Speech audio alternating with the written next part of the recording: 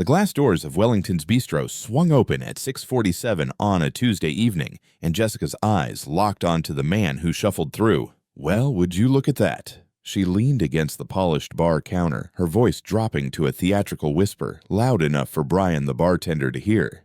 "Another charity case wandering in off the street." The old man moved slowly, his shoulders slightly hunched beneath a faded cotton shirt that had seen better days, probably better decades. His jeans carried the pale patches of countless washes worn thin at the knees. The sneakers on his feet had cracked along the soles, held together by what looked like sheer stubbornness. Jessica watched him scan the restaurant with those strange pale eyes of his. Something about the way he looked at things bothered her, though she couldn't say what. His gaze moved across the dusty crystal chandelier, the threadbare carpet near the entrance, the tables arranged with careless asymmetry, the cluster of servers chatting by the kitchen doors instead of working their sections. $10 says he orders water and asks for free bread. Jessica muttered to Brian, "You watch. These people always do."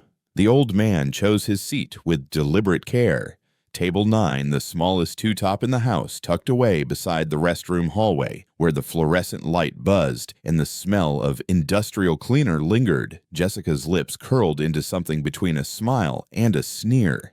At least he knows his place. Didn't try to park himself at one of the window booths. Across the dining room, Marcus Johnson balanced a tray laden with 3 steaming plates. His arms trembled slightly, not from the weight, though the weight was considerable, but from the hollow ache in his stomach that had been growing since noon. The last thing he'd consumed was a glass of tap water around 3 o'clock, gulped down during a 30-second break between bussing tables and resetting silverware. His uniform shirt, once crisp white, had faded to the color of old newspapers. A coffee stain bloomed across his chest pocket from his morning shift. No time to change, no spare shirt to change into. The restaurant required employees to maintain their own uniforms, and uniforms cost money Marcus didn't have. This morning, before he'd left their cramped apartment, his mother had caught his hand in hers. Her fingers felt thin and dry like autumn leaves. "Marcus, baby, my prescription's running low. You remember to pick it up when you can." He'd nodded and kissed her forehead, not telling her that his wallet held exactly enough for this month's rent and nothing more. Tonight's tips would determine whether Eleanor Johnson got her diabetes medication or went without. "Marcus," Jessica's voice cut across the dining room. "Table 9, the charity case. He's all yours." Marcus set down his tray at table 7, arranged the plates with practiced efficiency, and made his way to the corner booth. The old man sat very still, hands folded on the table, watching him approach. "Good evening, sir. Welcome to Wellington's." Marcus kept his voice warm despite his exhaustion. "How are you doing tonight?" The old man looked up, and Marcus felt something shift in his chest. The clothes said homeless, said broke, said forgotten, but the posture told a different story, spine straight, shoulders square, despite the slight hunch he'd walked in with. The man's hands showed calluses, sure, but his fingernails were trimmed neat and clean. And those eyes, pale blue, sharp as broken glass, held none of the defeated weariness Marcus had learned to recognize in people ground down by poverty.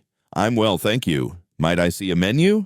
Marcus handed it over, watching the old man's fingers move across the laminated pages. They paused at the appetizer section at the cheapest item listed. "The vegetable beef soup, please, and a glass of water." "Yes, sir. That'll be right out." "Actually," the old man hesitated, and something flickered across his face. Embarrassment, maybe, or a very good impression of it. "Would it be possible to pay now? I don't carry much cash." "Of course, sir. Not a problem at all." The old man produced a wallet that matched the rest of him, brown leather, worn soft and thin. At the corners, the stitching frayed. He counted out bills and coins with careful precision, smoothing each wrinkled dollar before adding it to the small pile. "The rest is for you," he said quietly, pushing the money across the table. Marcus counted it. The tip came to 63 cents. He'd barely processed the amount when Jessica materialized at his elbow, her perfume arriving a half second before she did. 63 cents. Her voice could have cut steel. 63 cents? You're joking, right? The old man's eyes moved to her face. "It's what I have." Then maybe Jessica planted her hands on her hips, her fake diamond earrings catching the light. "You should have stayed home and cooked for yourself. Or better yet, found a nice dumpster to dig through. This is a restaurant, not a homeless shelter." "Jessica." Marcus stepped forward. "Come on, let it go." Don't you dare tell me what to do. She rounded on him, eyes blazing. You think I'm going to smile and serve some gutter bum who tips pocket change? You think that's what I signed up for? She turned back to the old man, jabbing a finger toward his face. You hear me? You think you can just walk in here, take up a table that could go to a real customer, waste our time, and leave us nothing? Who do you think you are? The old man said nothing. His expression remained perfectly still, those sharp eyes studying Jessica's face the way someone might study an interesting specimen. What, you can't talk now? Cat got your tongue, or are you deaf too? Jessica's laugh came out brittle and sharp. Perfect, just perfect. A broke-deaf old bum taking up space in my section. Still, the old man didn't respond. He simply lowered his gaze to the table. Jessica threw up her hands. Whatever. Marcus can deal with you. You two deserve each other, both broke, both pathetic. She stalked off her heels, striking the floor like gunshots. Marcus stood frozen for a moment, shame and anger tangled in his throat. Then he made himself breathe, made himself speak. I'm sorry about that, sir. Please don't let her ruin your evening. I'll have your soup out as soon as it's ready. The old man looked up at him. Something in his expression had shifted warmer, now more present. Thank you. What's your name? Marcus, sir. Marcus. The old man repeated it slowly, as if tasting the syllables. That's a good name. Strong name. How long have you worked here? Little over 3 years now. 3 years. The old man nodded more to himself than to Marcus. So you know this place.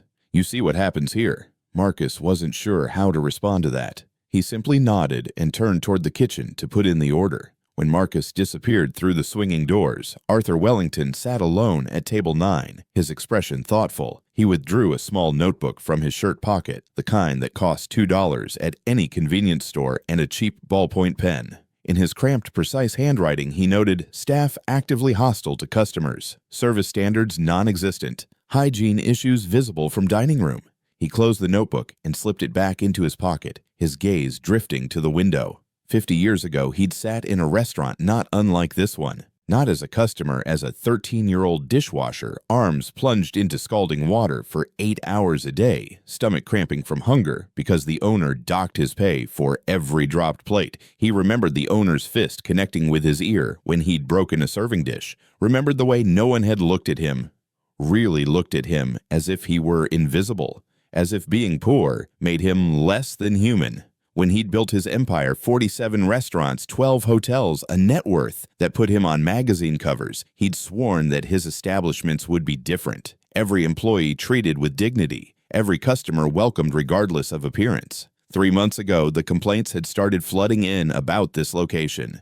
Revenue down without explanation, staff turnover through the roof, customers posting scathing reviews online. He'd ordered an internal audit. The report came back clean. So Arthur had decided to see for himself. And what better way to see the truth than to come as the kind of person who got treated worst, an old man with empty pockets and worn-out shoes 10 minutes inside, and he'd already seen enough to know the audit had been a lie. His thoughts drifted back to the young man who'd served him, Marcus.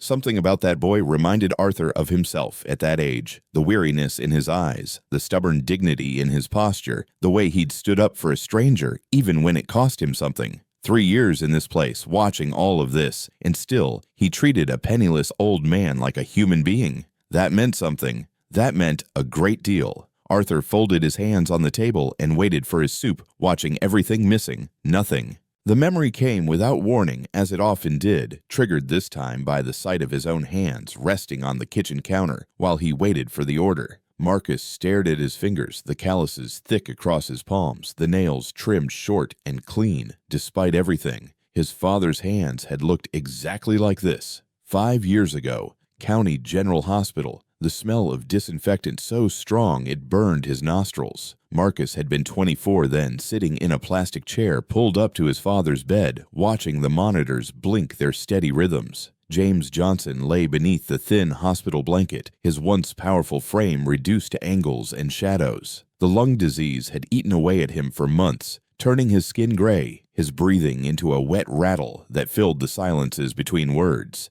"Dad, come on. Take your medicine." Marcus held out the little paper cup with its cargo of pills. His hand wouldn't stop shaking. James turned his head on the pillow. "In a minute, son. I need to tell you something first. You can tell me after you take these. You need to rest." There isn't going to be an after. James smiled, and even now, even here, there was peace in it. I know my own body, Marcus. I know what's coming. Let me say what I need to say while I still can. Marcus felt his throat close up. He set the cup down on the bedside table and took his father's hand instead, so thin now the bones sharp beneath the skin. I'm not leaving you money, James said. His voice came in fragments, each word costing him effort. No house, no savings. You know how it's been for us. Dad, I don't care about... Let me finish. James squeezed his hand with surprising strength. 3 generations of Johnson's son. 3 generations of men who worked for other people, lived in other people's buildings, never had 2 nickels to rub together. He paused, fighting for breath. Marcus reached for the call button, but James shook his head. But here's what I am leaving you. The only inheritance worth a damn. His eyes found Marcus's and held them. Honor. You understand the Johnson name means something. 3 generations and not one of us ever stole. Never cheated. Never hurt someone to get ahead. A cough ripped through him, and Marcus saw blood fleck his father's lips. Dad, promise me. James's grip tightened until it hurt. 2 things. You take care of your mother, and you live right. No matter how hard it gets, no matter how much you're hurting, you don't do wrong. You hear me? You don't become something ugly just to survive. The tears spilled down Marcus's cheeks. He didn't bother wiping them away. I promise, Dad. I swear to you. James's face relaxed. The tension drained from his body, and for a moment, he looked like himself again, like the man who'd carried Marcus on his shoulders at the county fair, who'd worked double shifts so Marcus could have new shoes for school, who'd never raised a hand in anger, even when life gave him every reason to. That's my boy. James's eyes drifted closed. My good boy. I'm so proud of you, son. His hand went slack in Marcus's grip. The monitors changed their tune. Nurses rushed in. Someone guided Marcus back from the bed. He let them move him, still holding his father's hand, until the last possible second, until a nurse gently pried his fingers loose. He stood against the wall and watched them work, knowing it was already over, knowing his father was gone. The fluorescent lights buzzed overhead. Somewhere down the hall, a cart rattled past. The world kept moving like nothing had happened, like James Johnson hadn't just taken his last breath, like Marcus hadn't just become the man of what remained of his family. He was 24 years old, and he had nothing. No savings, no prospects, a mother with a chronic illness and medical bills that would start piling up before his father was even in the ground. But he had a promise. 2 promises, actually. Take care of your mother. Live right. He intended to keep both. The clatter of pans yanked Marcus back to the present. He blinked, reorienting himself. The kitchen at Wellington's Bistro materialized around him, the stainless steel counters, the industrial stove, with its blue flames, the line cooks moving in their practiced rhythm, the smell of grease and onions hanging thick in the air. 5 years since that hospital room. 5 years of keeping his word. His mother's condition had stabilized, but never improved. Eleanor Johnson took her pills every morning. And every night, diabetes medication, blood pressure pills, something for her kidneys that cost more than Marcus made in a week. The doctor said she was managing well, all things considered. They didn't say what all things considered actually meant. A son working 3 shifts to cover the bills, a 200-square-foot apartment with mold on the walls, a diet stretched thin to make room for pharmacy costs. Marcus thought about their apartment sometimes late at night when sleep wouldn't come. The way the summer heat turned it into an oven, the way winter crept through the gaps in the windows, the ceiling stain that grew a little bigger every time it rained, the radiator that clanked and groaned but barely produced warmth. But it was theirs. Or at least it was theirs as long as he could make rent. He did the math constantly, obsessively, numbers running through his head like a ticker tape. $8.50 an hour base plus tips that varied wildly depending on the shift and the customers. Rent took almost half. Utilities took another chunk. His mother's medications ate through most of what remained. Food came last if there was anything left for food. Some weeks there wasn't. Marcus had learned to function on 1 meal a day, sometimes less. His body had adjusted more or less. The hunger pangs didn't hit as hard as they used to, and he'd gotten good at ignoring the lightheadedness that came with running on empty. As long as his mother ate, as long as she had her medicine, as long as the rent got paid, he could handle the rest. What choice did he have? Every night he came home to find her sitting by the window, a library book open in her lap, her reading glasses catching the lamplight. She'd look up when he walked in, and her face would soften into that smile he'd known his whole life.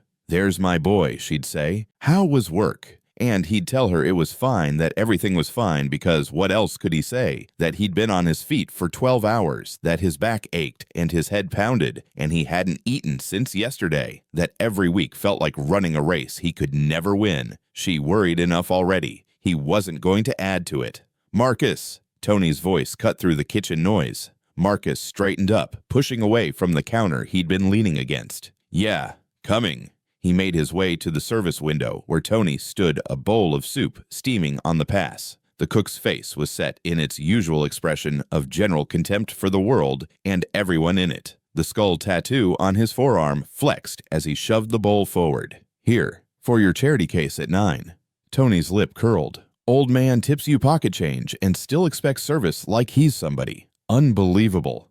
Marcus picked up the bowl. The warmth seeped into his palms, and the smell of beef and vegetables hit his empty stomach hard enough to make it cramp. He didn't respond to Tony. There was nothing to say that would matter, nothing that would change the cook's mind or make him see that old man as a person instead of an inconvenience. Marcus had learned a long time ago to save his energy for things he could actually change. He turned and headed for the dining room. Marcus was halfway across the dining room, the soup still warm on his tray, when Jessica's hand closed around his arm, hard enough to leave marks. "Hold up. Richard wants you in the back." He looked down at the tray. "But the customer's been waiting. Table 9, the old man." "Forget about him. Put that down and get moving." Marcus hesitated. The old man had been sitting alone at that corner table for nearly 15 minutes now. Patient, quiet, not complaining, not flagging down other servers. "Now, Marcus." He set the tray on the service counter and followed Jessica through the kitchen. The line cooks didn't look up as they passed. They never did. Through the narrow hallway that always smelled of old grease and the mop bucket nobody ever emptied, past the employee bathroom with its broken lock to the manager's office tucked behind the bar. The room was barely big enough for the desk and 2 plastic chairs crammed inside. Richard sat behind the desk, his bulk spilling over the arms of his chair. His face flushed that particular shade of red that meant trouble. His suit jacket strained at every seam, the buttons threatening to pop, and on his wrist sat a watch that was supposed to look like a Rolex, but fooled nobody who'd ever seen a real one. Jessica slipped in behind Marcus and pulled the door shut. She leaned against the wall, arms crossed over her chest, and the smile on her face made something cold settle in Marcus's stomach. "You know how much that old bum at 9 tipped?" Richard's voice started low, almost conversational, but Marcus could hear the tremor underneath, the anger building. 63 cents. That's what he left. 63 cents. "Sir, he paid for his meal. He's still a paying customer." "Customer." Richard's palm came down on the desk like a gunshot. Marcus flinched. "That's not a customer. That's an insult walking around on 2 legs. That's somebody who thinks he can waste my time, waste my staff's time, take up a table that could go to a real paying customer, and then leave pocket change like he's doing us a favor." Richard pushed himself up from the chair, and suddenly the small office felt even smaller. He was a big man, gone soft around the middle, but still intimidating when he wanted to be. The blood pressure medication he was supposed to take sat untouched in his desk drawer. The whiskey he wasn't supposed to drink was hidden in the filing cabinet. Both facts were common knowledge among the staff. "People like that," Richard continued, his voice rising, "should know their place. You're poor fine. Stay home. Eat ramen. Dig through the garbage. But don't come into my restaurant looking like that, smelling like that, and expect to be treated like everybody else." Jessica shifted against the wall, and Marcus saw something change in her expression, a light coming on behind her eyes, a particular kind of eagerness that made his skin crawl. "Richard, I just had a thought." "What?" "The old man ordered the vegetable beef soup, right?" She pushed off the wall, moving closer to the desk. "Tony was just about to throw out some stuff from the walk-in. Ground beef that's been sitting there way too long. Vegetables from earlier this week, carrots, potatoes, some mushrooms that are definitely past their prime."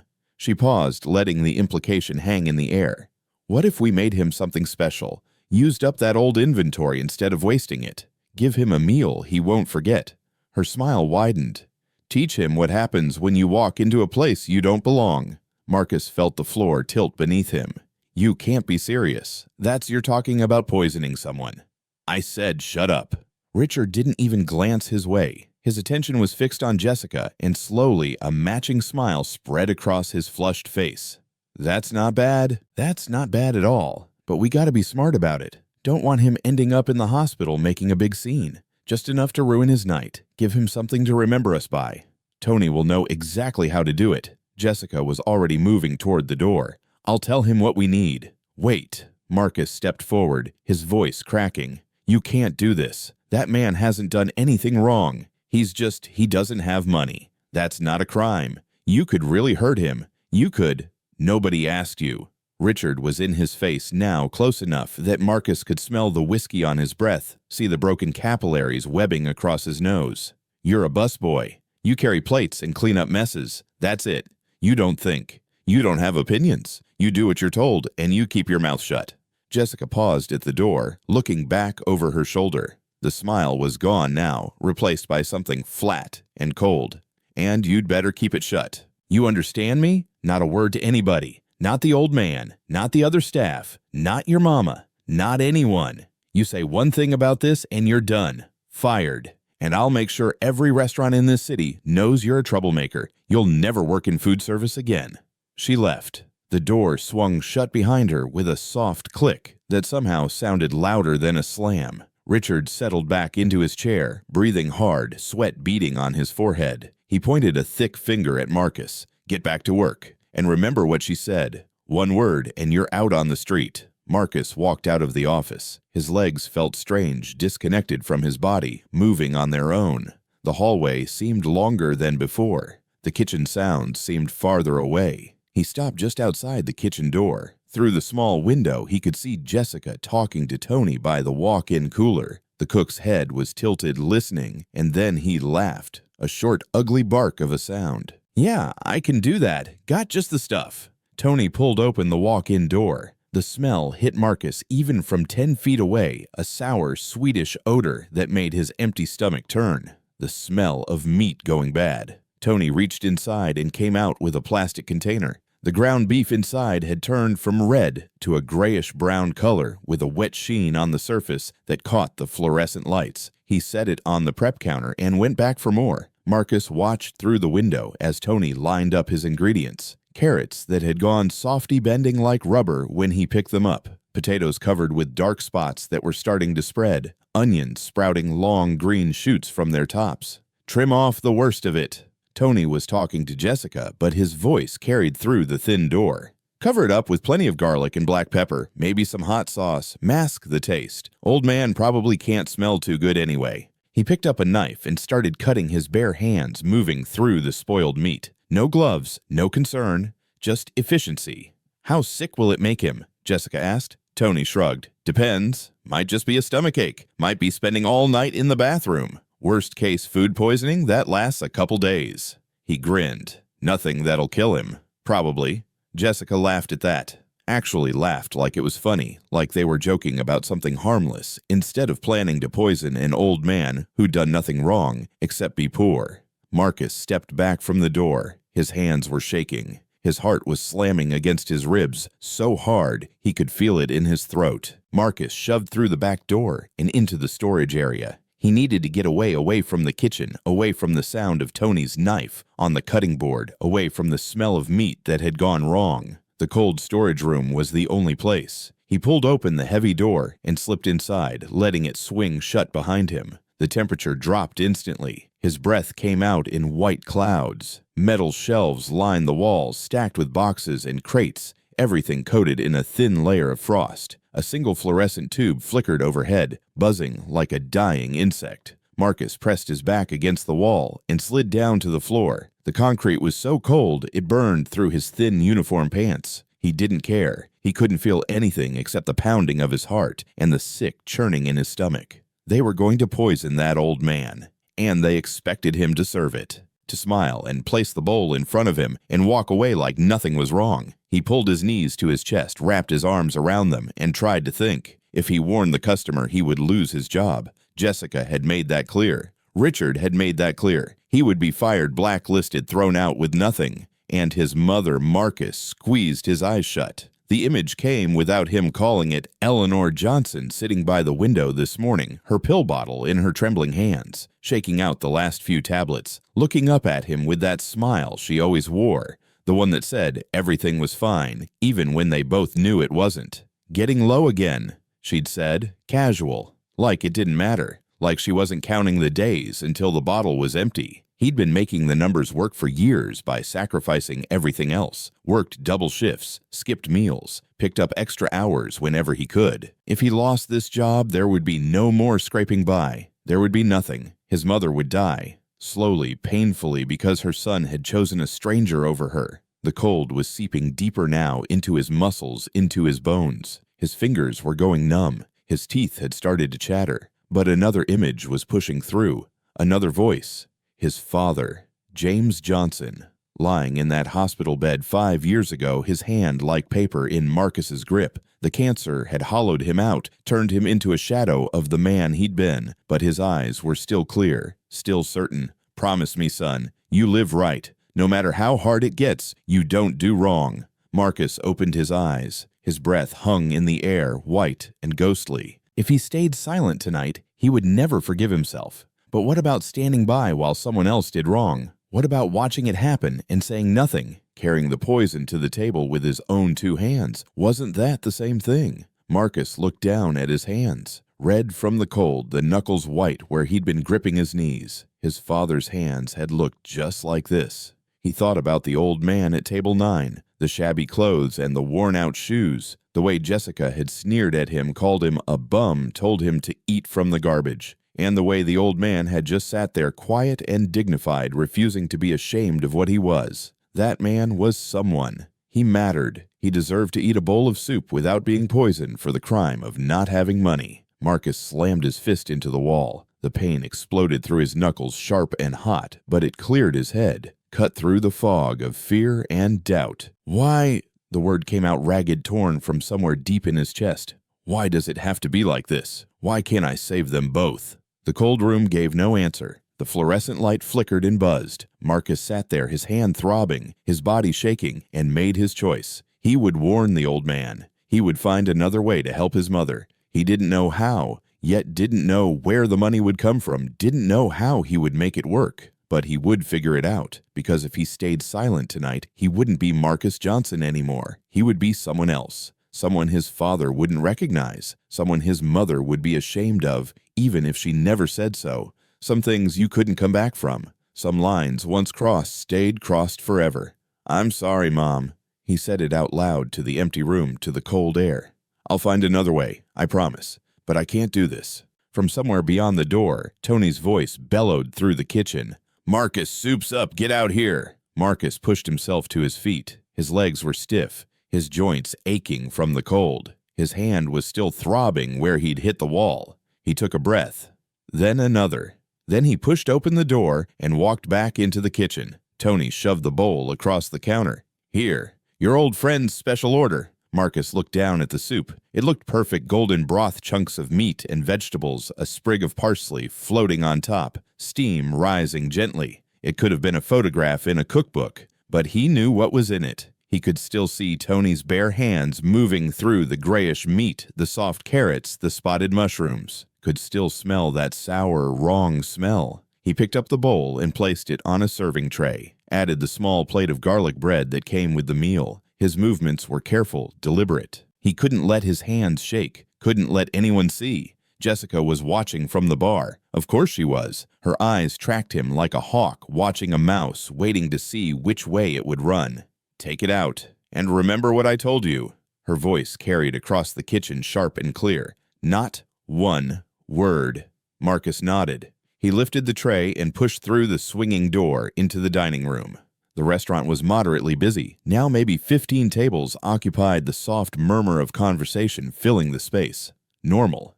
Everything looked normal. No one knew what was about to happen. No one suspected. Table 9 was in the far corner past the potted plants near the hallway that led to the restrooms. The old man sat exactly where Marcus had left him, hands folded on the table, watching the room with those sharp blue eyes. Marcus walked, one foot in front of the other, the tray steady in his hands. He could feel Jessica's gaze on his back, could feel the weight of what he was about to do pressing down on his shoulders. Halfway across the room, he passed the cluster of potted plants near the wall. For just a moment, just a few seconds, he was out of Jessica's direct line of sight. His right hand moved into his pocket, out with the worn order pad he always carried, the one he'd had for years. The pen was there too, the cheap ballpoint his father had given him on his 18th birthday. The plastic was cracked and the ink was almost gone, but he'd never been able to throw it away. He wrote fast, pressing hard, the words coming out in a jagged scrawl. "Don't eat the soup. It's spoiled. They did it on purpose."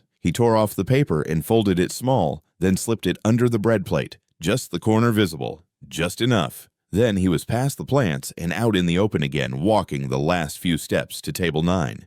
"Here you are, sir." He set the tray down, placed the soup in front of the old man, positioned the bread plate to the side. His hands were steady. His voice was steady. Everything was steady except his heart, which was slamming against his ribs so hard he thought it might break through. The old man looked up at him. Those blue eyes, so pale they were almost gray, seemed to take in everything at once. The sweat on Marcus's forehead, the tension in his shoulders, the way his gaze kept flicking toward the bar. "Thank you." The old man's voice was calm, unhurried. "Are you all right, son? You don't look well." "I'm fine, sir. Just a long shift." Marcus leaned down, pretending to adjust the position of the bread plate. His finger brushed against the corner of the folded paper, drawing attention to it without pointing. "The garlic bread is really good tonight. You should have some first, before the soup." The old man's eyes followed the movement, saw the paper, understood. He gave no sign of it, just nodded slightly and reached for the bread plate. "I'll do that. Thank you." Marcus straightened up, started to turn away, and then Jessica's voice cut across the room. "Marcus, what are you doing over there?" She was moving toward him, fast, her heels clicking against the floor like the ticking of a clock counting down. Marcus's heart stopped, time slowed. He could see Jessica getting closer, could see the suspicion in her eyes, could see everything falling apart. The old man hadn't read the note yet. The paper was still under the bread plate. If Jessica got here before he could warn him, Marcus made his decision in a fraction of a second. He twisted his body, throwing his weight to the side like he'd tripped. His arm swung out, catching the edge of the soup bowl. It went flying, the hot broth splashing across the table, the bread plate, the old man's lap. "Oh, God." Marcus grabbed napkins from his apron, dabbing at the mess, creating chaos, creating cover. "I'm so sorry, sir. I tripped. I don't know what happened." The old man didn't flinch, didn't cry out. In the confusion, his hand moved quick and smooth, snatching the folded paper from where it had fallen and sliding it into his pocket. Their eyes met for just a second. The old man nodded, almost imperceptibly, but Marcus saw it. Then Jessica was there, grabbing his arm, yanking him backward. "What is wrong with you?" She was screaming now, not caring who heard. "You clumsy idiot, you did that on purpose. I tripped, my foot caught. There's nothing to trip on, the floor is flat." She was dragging him away from the table, away from the old man, toward the back of the restaurant. "Back room, now." Marcus let himself be pulled along. He didn't fight it. There was no point. The last thing he saw before the kitchen door swung shut was the old man sitting calmly at his ruined table, one hand pressed against the pocket where the note was hidden. The storage room door slammed open and Jessica shoved him inside. The cold hit him again, but different this time. Sharper, more real. "You warned him." She wasn't asking. "You told him about the soup." "I didn't. Don't lie to me." She was in his face now, close enough that he could see the fury distorting her features. "I saw you write something. I saw you put it under that plate. What did you tell him?" The door banged open again. Richard filled the doorway, his face purple veins standing out on his temples. Tony was right behind him, still holding the knife he'd been using in the kitchen. "I knew it." Richard's voice was quiet, deadly. "I knew you'd do something stupid. He's a person," Marcus heard himself say. The words heard his own voice coming from somewhere far away. "You can't just poison someone because they're poor. That's not—" Richard hit him, a backhand across the face hard enough to snap his head to the side. Marcus stumbled, his shoulder slamming into the metal shelving. Pain exploded through his cheek, his ear the side of his skull. "Shut up. He didn't do anything to you." Marcus was still talking, couldn't stop talking, even as he tasted blood in his mouth. "He just wanted to eat. He paid for his meal. Richard hit him again. This time Marcus fell, his knees cracking against the concrete floor. "I said, shut up." Tony stepped forward. His boot caught Marcus in the ribs, driving the air from his lungs. Marcus doubled over, gasping, his vision going white at the edges. Marcus curled into a ball on the floor, trying to protect his head, his stomach. The kicks kept coming. His ribs, his back, his legs. Richard stood over him, watching. "You're done.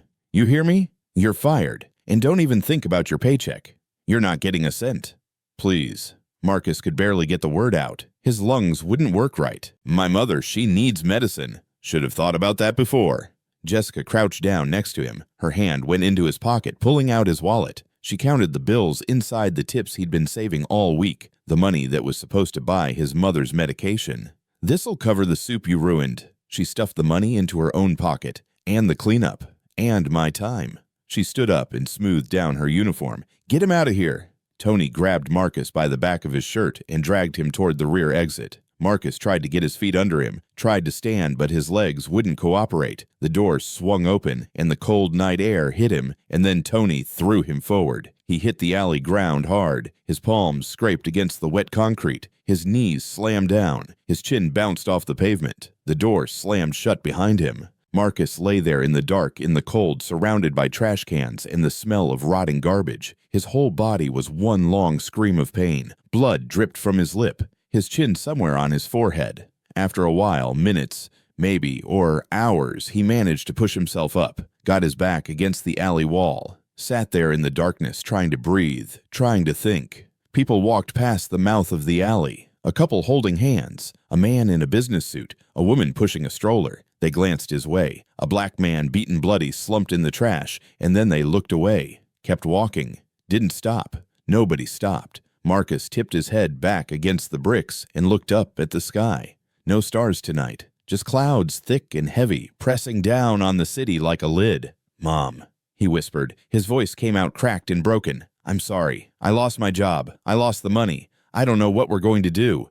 The tears came, then hot and wet, mixing with the blood on his face. I tried to do the right thing. I tried, but it hurts so much. The alley was cold and dark and empty. No one answered. Inside the restaurant, Arthur Wellington sat at table 9 with soup soaking through his pants and a folded piece of paper in his pocket. He pulled it out and read it again. The handwriting was shaky, rushed, but the message was clear. Don't eat the soup. It's spoiled. They did it on purpose. Arthur folded the paper carefully and slipped it back into his pocket. Then he reached into the inside of his shirt, past the cheap cotton, past the carefully constructed disguise, and pulled out a smartphone. Not the flip phone a poor man might carry. A new model, sleek and expensive. He dialed a number and spoke quietly. Sarah, bring the car to Wellington's Bistro on 5th and bring the audit files for the downtown location. All of them. He paused. Also, contact Detective Morrison. Tell him I may need his assistance tonight. He ended the call and waited. Jessica appeared moments later, a rag in one hand and a smile stretched across her face like a mask. Sir, I am so sorry about that. Our employee was completely out of line. We've already fired him. She dabbed at the table, avoiding the soup that had pooled on the floor. Let me bring you another bowl. On the house, of course. That won't be necessary. Oh, it's no trouble at all. We want to make this right. I said no. Arthur's voice was calm, but something in it made Jessica's hand freeze mid-wipe. What I want is to speak with your manager. Jessica's smile flickered. Is there a problem, sir? Get your manager. Now. She backed away, the rag clutched to her chest, and hurried toward the back office. Richard emerged a minute later, his face arranged into an expression of professional concern that didn't quite reach his eyes. His suit jacket strained across his belly as he walked, and the fake Rolex on his wrist caught the light. Good evening, sir. I'm Richard Brown, the manager here. I understand there was an incident with your meal. He spread his hands in a gesture of helpless apology. I can't tell you how sorry we are. That employee has been terminated. We take customer satisfaction very seriously at Wellington's. Arthur reached into his pocket and placed the folded paper on the table. Explain this. Richard looked down, read the words. The color drained from his face, then flooded back in a mottled red. This is nothing. He laughed, but it came out strangled. That employee, the one we just fired, he was angry about losing his job. He wrote this to cause trouble. It's a lie, a complete fabrication. Is that so? Arthur's voice was flat. Then why did I smell spoiled meat when the soup spilled, the sour smell of beef that's gone bad? You must be mistaken. Our ingredients are always fresh. And why did I see that server? Arthur pointed toward Jessica, who stood frozen by the bar. Take money from the young man's pocket before you threw him out. Jessica's face went white. Richard's jaw worked, but no sound came out. What exactly is going on in this restaurant, Mr. Brown? Richard's expression shifted. The mask of professional concern fell away, replaced by something harder, meaner. Listen, old man. He stepped closer to the table, lowering his voice. I don't know what you think you saw, but you need to mind your own business. You're just a customer here. A poor customer at that. You tipped 63 cents. You don't get to ask questions. You don't get to make accusations. Jessica found her voice emboldened by Richard's aggression. That's right. You should leave. Right now. Before we call the police and have you removed for harassment. Tony had emerged from the kitchen, drawn by the commotion. He crossed his arms over his chest, the skull tattoo flexing on his forearm. You heard them. Get out, old man. Nobody wants you here. Arthur looked at the three of them, the manager with his fake watch and flushed face, the server with her fake diamonds and cruel smile, the cook with his scarred chin and cold eyes. Three people who had beaten and robbed a young man for the crime of showing compassion. Three people who had tried to poison a customer for the crime of being poor. He stood up. Something changed in the way he held himself. The slight hunch disappeared, his shoulders squared, his spine straightened. The shabby clothes remained, but suddenly they looked like a costume rather than a condition. You want to call the police? Arthur's voice was different now. Quieter, more dangerous. Go ahead. I was planning to call them myself. Richard laughed, but there was uncertainty in it. Who do you think you are, some kind of big shot? Look at yourself. You're nobody. You're nothing. My name is Arthur Wellington. He let the words hang in the air. I own this restaurant. I own 46 others like it. And I own you. Silence. Then Jessica burst out laughing. Arthur Wellington, the billionaire. Oh, that's rich. That's really rich. She turned to Richard, still giggling. This homeless guy thinks he's Arthur Wellington. Can you believe it? Richard was laughing too, though his eyes kept darting to Arthur's face, searching for something. The old man's lost his mind. Arthur Wellington is one of the richest men in the country. He's not going to walk into a restaurant dressed like a bum. Tony joined in his laughter, harsh and mocking. I've worked here 3 years, never seen the owner once. This guy probably read the name on a newspaper and decided to play pretend. Arthur said nothing. He simply pulled out his phone again and dialed. Sarah, I'm ready. The front door of the restaurant opened. A woman walked in mid-50s gray hair pulled back in a severe bun, wearing a charcoal suit that cost more than Richard made in a month. She carried a leather briefcase in one hand. Behind her came two men in dark suits, their faces expressionless. The woman walked directly to table 9 and inclined her head. Mr. Wellington, the car is outside. I have the files you requested. The laughter died. Richard's face went the color of old cement. Jessica made a small, strangled sound in her throat. Tony took a step backward, bumping into a table. That's not... Richard couldn't finish the sentence. Arthur unbuttoned the cheap cotton shirt and pulled it off. Underneath was a simple black undershirt, but that wasn't what mattered. What mattered was the way he stood now, shoulders back, chin up, eyes sharp as steel. The transformation was complete. The poor old man was gone. In his place stood someone who owned buildings, who employed thousands, who could end careers with a phone call.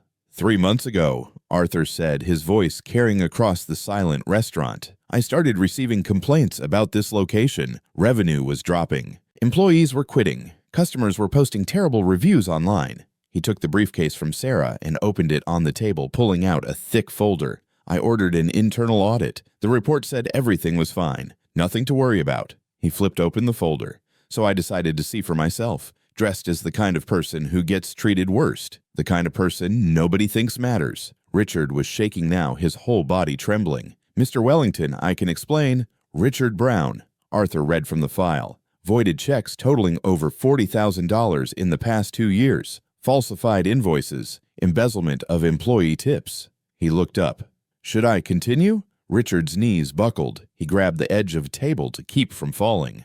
Jessica Miller, complicit in the manager's schemes, documented incidents of discrimination against customers and co-workers based on race and economic status, theft from fellow employees. Jessica had started to cry, mascara running down her cheeks in black streaks. Tony Russo, health code violations, theft of restaurant supplies, and, tonight, Arthur held up the folded paper, attempted poisoning of a customer. Tony's face had gone from red to white to a strange grayish color.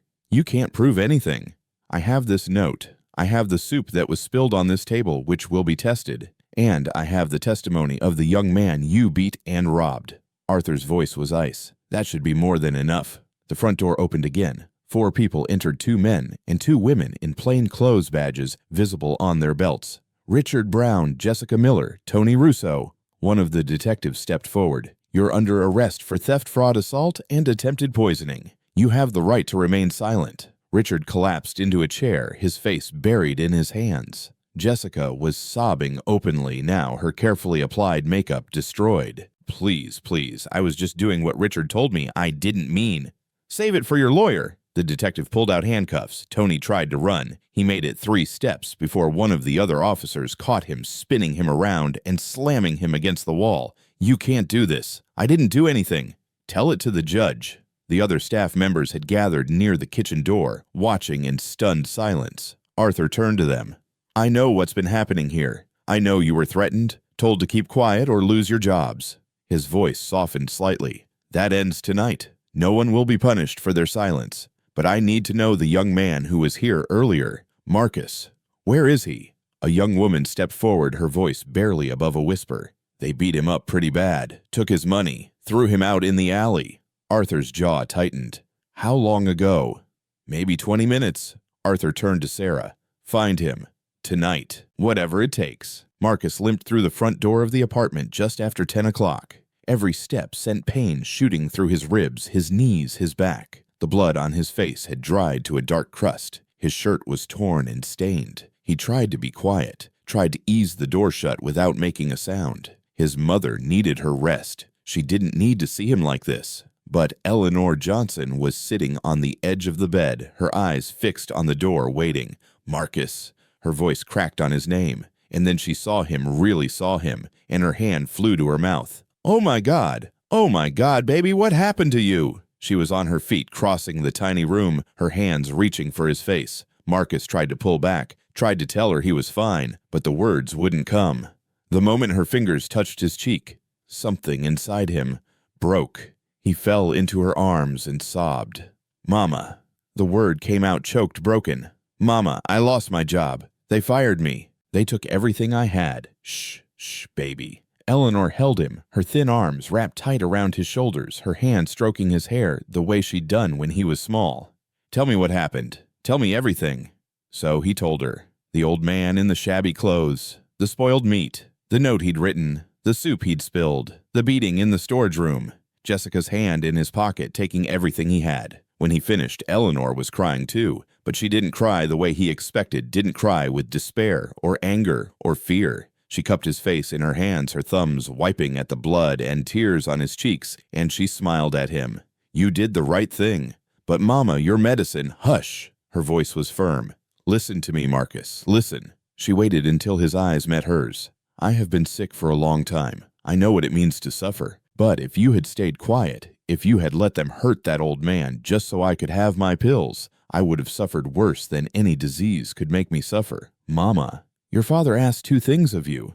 Eleanor's voice trembled, but her gaze was steady. Take care of me and live right. Tonight you did both. You took care of me by being the son I raised you to be, the son your father would be proud of. Marcus broke down again, his forehead pressed against his mother's shoulder, his whole body shaking with the force of his sobs. I was so scared, he whispered. I didn't know what to do. I was terrified I'd lose you. We'll figure it out. Eleanor stroked his hair. We always do. We'll find a way, but we'll do it with our heads held high. We'll do it with clean hands. They held each other in the tiny apartment with its moldy walls and drafty windows, mother and son poor, but not broken. And then someone knocked on the door. Marcus tensed. His first thought was that Richard had sent someone, that the nightmare wasn't over, that more punishment was coming. He pushed himself up, putting his body between his mother and the door. Who is it? Marcus Johnson. A woman's voice, unfamiliar. My name is Sarah Chen. I work for Arthur Wellington. He'd like to speak with you. Marcus stared at the door. The name meant nothing to him. Arthur Wellington. Arthur, the old man at table 9, the one he'd warned about the soup. He opened the door. The man standing in the hallway was not the hunched, shabby figure Marcus had served earlier that night. This man wore a wool overcoat that probably cost more than a year's rent. His posture was straight, his eyes clear and sharp, his presence commanding in a way that filled the narrow corridor. But it was the same face, the same pale blue eyes. Marcus. The old man, Arthur Wellington, looked at him. took in the swollen cheek, the split lip, the blood-stained shirt. Something moved across his face, something like pain. "May I come in?" Marcus stepped aside. He didn't know what else to do.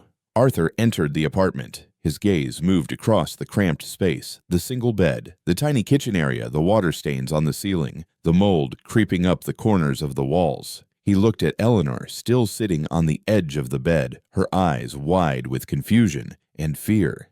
"You live here," Arthur said quietly. It wasn't a question. "Yes, sir." Marcus felt his face flush with shame. "It's all we can afford." Arthur was silent for a long moment. Then he crossed the room and sat down in the one chair the apartment contained, a plastic folding chair that creaked under his weight. He looked at Marcus, then at Eleanor, then back at Marcus.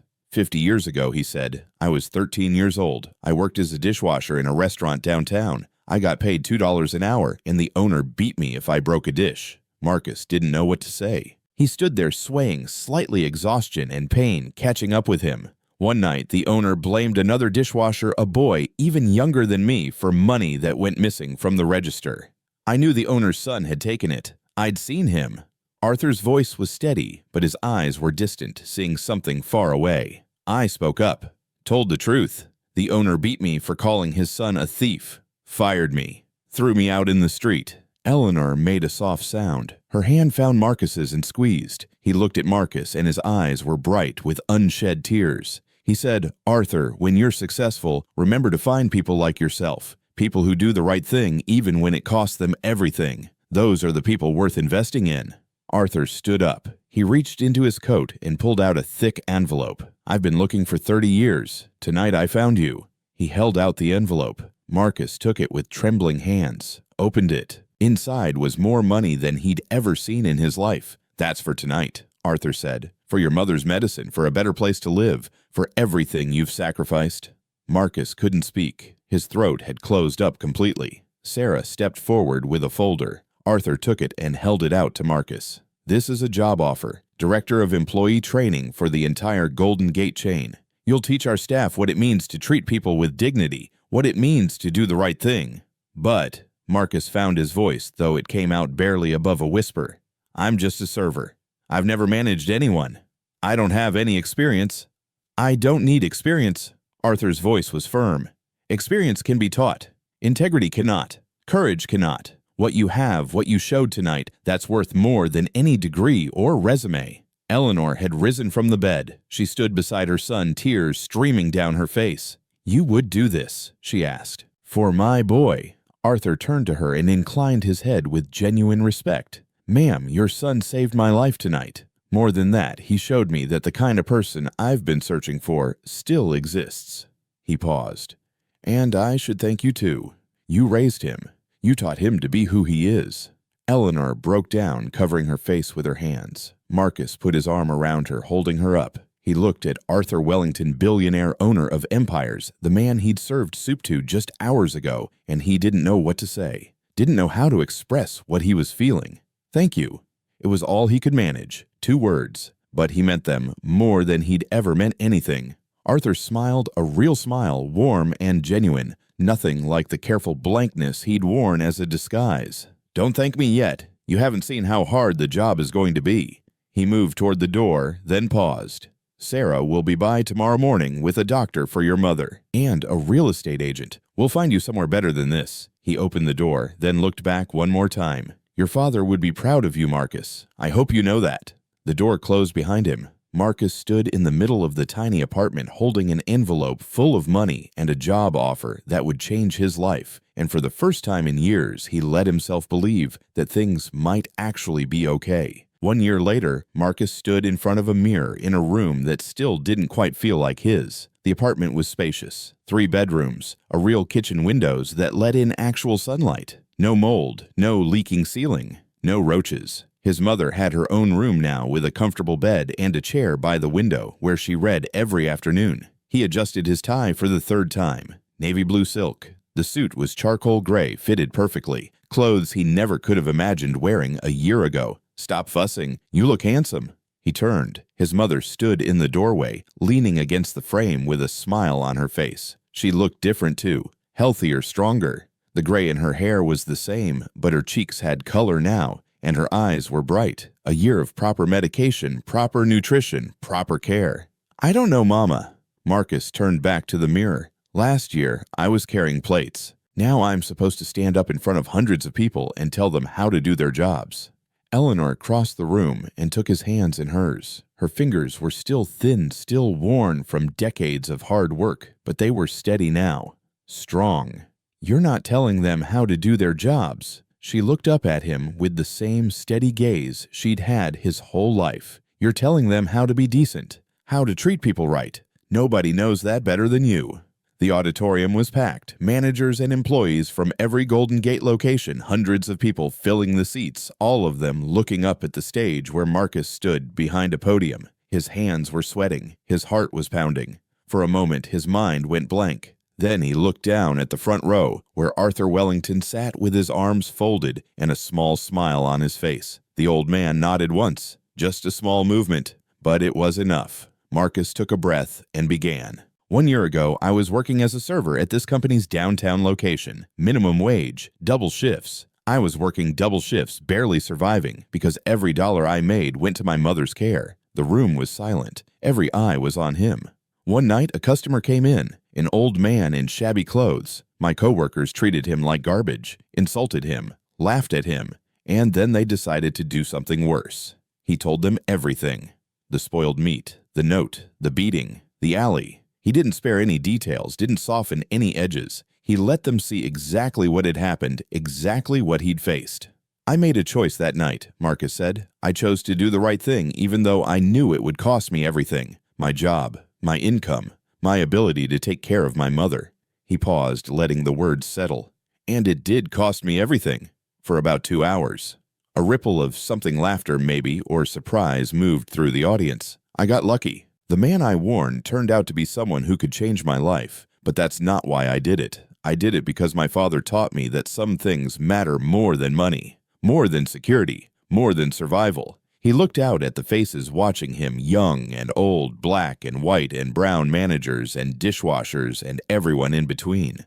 I'm not here to tell you that doing the right thing will always work out. Sometimes it won't. Sometimes you'll lose. Sometimes you'll suffer. But I'm here to tell you that it's still worth it. Because at the end of the day, you have to live with yourself. You have to look in the mirror. And if you've done wrong, if you've hurt someone or let someone be hurt just to protect yourself, that mirror is going to show you something ugly. He stepped back from the podium. Mr. Wellington gave me this job because he wanted someone to teach integrity. But the truth is, you can't teach it. You can only choose it. Every day, every situation, one decision at a time. The applause started slowly, then built into something thunderous. Marcus stood on the stage, blinking in the lights, not quite believing this was his life now.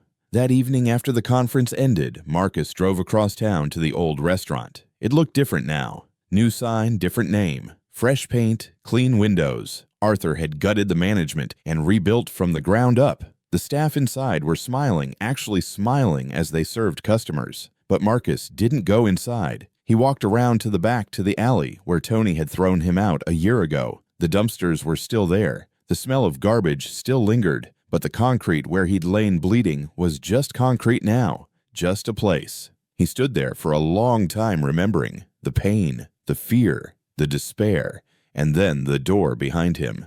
"Thank you," he said quietly to no one, to his father, to the night that had broken him and remade him. "Thank you for showing me who I am." He walked back around to the front of the restaurant. A young woman stood near the entrance, maybe 19 or 20, wearing clothes that had been washed too many times. She was staring at the door like it might bite her. Marcus recognized that look. He'd worn it himself once, the look of someone who wasn't sure they belonged. "Excuse me." He walked up to her. "Are you okay?" She startled, turning to face him. I was thinking about applying for a job, but..." She gestured at herself, at her worn clothes, her scuffed shoes. "I don't have any experience, and I probably don't look like what they're looking for." Marcus smiled. "What's your name?" "Lisa." "Lisa, I'm going to tell you something." He turned to face the restaurant beside her. "A year ago, I was exactly where you are right now. Scared, broke, convinced that places like this weren't for people like me." She looked at him, at his suit, his tie, his polished shoes with obvious disbelief. "I know I clean up nice." He laughed. But I'm serious. I worked here. I got beaten up and thrown out in that alley right there. And now I'm the director of training for this whole company. Lisa's eyes went wide. How? I did the right thing when it mattered, that's all. He nodded toward the door. Go inside. Tell them Marcus Johnson sent you. They'll give you a chance. Really? Her voice was barely above a whisper. You'd do that for me. You don't even know me. I know enough. Marcus started to walk away, then paused. Someone gave me a chance once, told me to find people like myself and help them up. So that's what I'm doing. He looked back at her.